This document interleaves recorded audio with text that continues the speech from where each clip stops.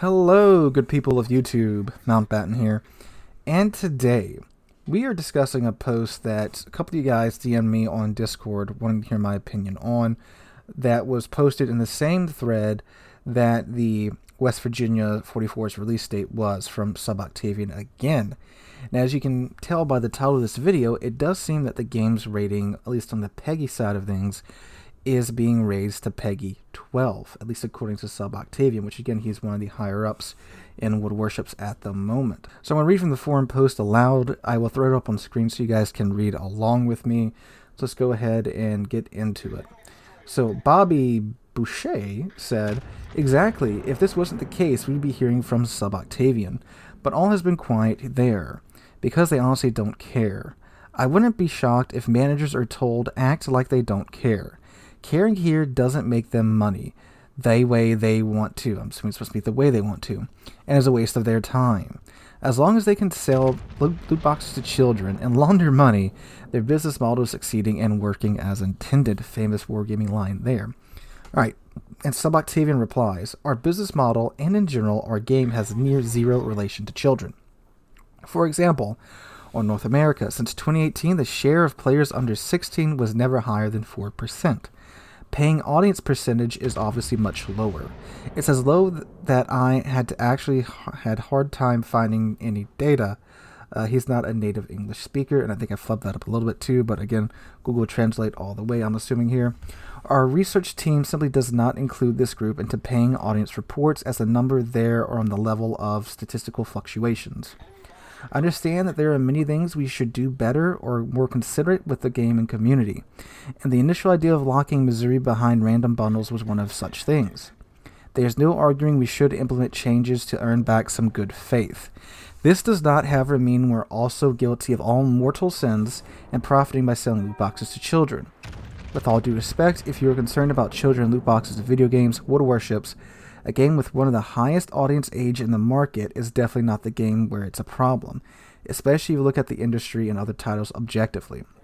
With all that in mind, it does not mean we're going to keep things as they are because working as intended. I've seen a lot of comments about our age ratings and mostly about PEGI 7. I'd like to share some info about this too. We always act according to the law and industry regulations. Ratings, including PEGI, are given after the respective organization reviews the game. Recently, we've added a new disclaimer to our PEGI rating: in-game purchases, including random items. We're in the process of proactively adding such disclaimers to the ESRB rating. It cannot be done just by us. We need a review, and it takes some time, so we started working on it. Also, as I said, minors are not and never were our target audience. So to make it even clearer, in the near future, we ourselves will apply for reevaluation to PEGI, and I think will become PEGI 12. We don't market our game to children, and we don't need PEGI 7 anyway. It just was the rating we received back in the day. Is that all? Probably not. We will see if there are other ways we can address minors in our game, even though there are practically none." So as far as I can tell, and as far as the information that's available to me, he's right about the age of players playing this game. There's a couple of ways you can, well, you can't really confirm it unless you're wargaming themselves, of course, but there's two things that I've done that I can see this being true. The first one is that every time, and this is way before this whole thing even blew up, this is years before, every time wargaming talks about Warships, when they talk about the player base, and anytime the age of the player base is brought up, it's stated that the average age of a Warships player is around 40. The first time I heard this was at Anchors Away at the USS Alabama. That's actually when Finn was still working for Wargaming, and she was hosting that event. And there's a question brought up about something about the player base. I can't remember. It was like 3 years ago, but I do remember that she stated that the average age of a Warships player is around 40 to 45 years old. That's very, very, very much on the upper end of the spectrum for video games, especially just video games in general. And there's something else that I can do to test this theory.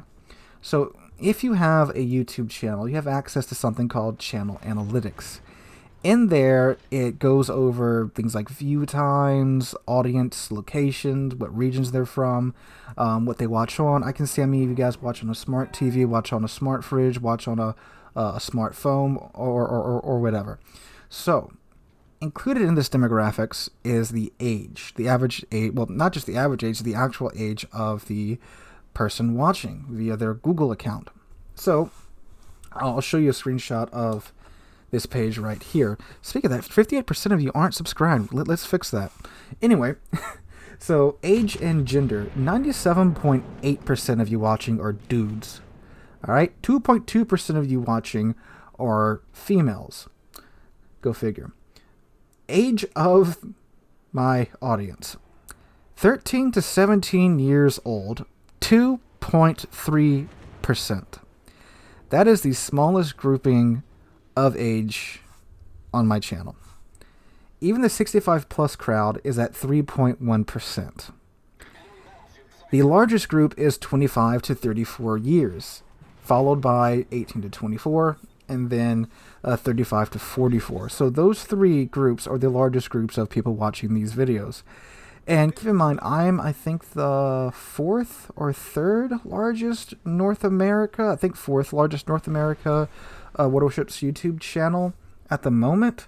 So this is a pretty sizable chunk of the North American audience watching these videos, and even from overseas too. 33% of you guys are from the United States, 10% from the UK, then 8% from Germany, then Canada, then Australia. Got a lot of you Australians here. That's always good to see y'all.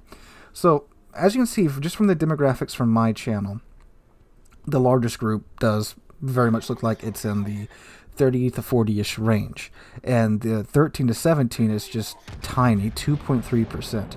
And keep in mind too, I don't post just World of Warships content. I do post every now and then the odd video from another random game that might draw some younger audiences in, but definitely not enough to sway these in a major way toward the younger side for sure. But anyway, so just going off of that, I'm pretty sure that's accurate. So let's talk about this. Well, it does seem that the game's PEGI rating is expected to be raised to PEGI 12. And the game company is adding in a disclaimer saying that there is loot boxes and, what do they say, in-game purchases and random items or random bundles or whatever on their rating for the ESRB and for PEGI. Now, it may come as a shock to you, but you're all already supposed to be over the age of 13, or at least 13. That's right, you agreed that you were that age when you signed the EULA, when you all made your account for World of Warships.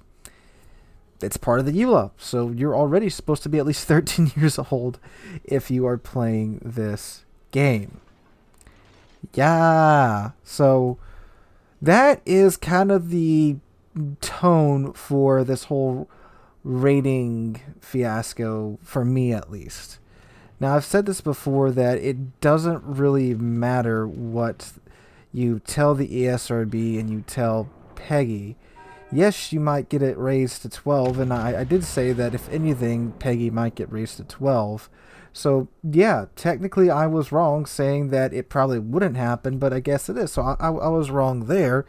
But at the end of the day, does this really do anything? And the answer is no, not really. It doesn't really change who's going to play the game and how often they're going to play it and how much money they're going to spend on the game, because it never really mattered in the first place. So let's take a look at the rating system, or more specifically, how is the rating system enforced? So there's two ways that I'm aware of and that I have encountered the whole time I've been playing video games, which is most of my life. So way number one that the rating system is enforced: if you go to a physical store, pick up a physical copy of a game, and go to checkout. If that game is, let's say, rated M for mature, using the ESRB system, and I'm assuming they do this for PEGI 18 as well, you go to checkout, the person checking you out asks for your ID. If it looks like you're under the age requirements to purchase the game, you show them your ID, you buy your game. If you're under the age required to buy the game, you need a parent there with you to buy the game. And I've seen this happen sometimes, mostly at like GameStop. It doesn't happen at like Walmart or Target. At GameStop, they ask the parent, "Are you aware that the game has this, this, this, and this in it?" For example, when my sister went to buy Skyrim, she was only like, I think, like 14 years old, and the guy at the register asked my mother, "Are you aware that this game has nudity, violence, blood and gore, and language in it?" And she said yes, and they went on about their way. That is the only time I've ever seen someone explain to a customer's parent what they're buying.